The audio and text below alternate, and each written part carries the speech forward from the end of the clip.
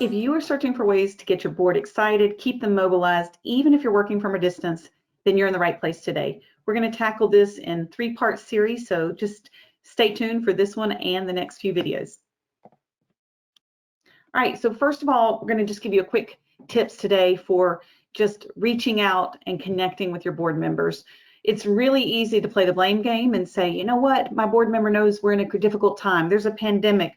There's this situation happening. Whatever the situation may be, we have to remember that board members are volunteers who are passionate about your mission, but they have their own lives as well. So we want to check on them just like we would our clients. We tend to focus on clients and the people we serve, and often we forget to check in with those who are helping make our mission possible. So I encourage you to pick up the phone today, call your board members and say, how are you? Do you need anything? Is there anything going on that I should know about that I can help you with?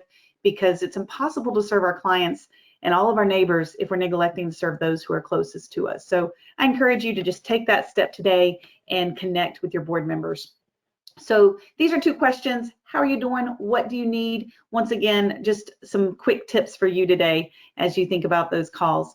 The next thing is determine your board members' capacity. We want to make sure that we know exactly what we can expect from them during these times, since we can't have a face-to-face. It's really difficult to read people when you can't see their face over the phone. So asking specific questions such as, how do you currently feel you're best able to contribute to the organization is a great way to start. So just asking that question. And then, what is your availability? People might be teaching their children from home. They might be working from home. They may be working full time. You don't know the situation in full. So asking what your availability is going to help keep things simple down the line. And finally, what is your preferred method of communication? Whether it's text, whether it's a phone call or an email, find out what that is so that you can get the quickest responses from them and they feel like you are honoring their requests. There's nothing worse than them being in the middle of a webcam or a video chat for work and their phone ringing off the hook. So maybe they prefer a different method of communication. So just keep that in mind as you consider ways that you might want to connect.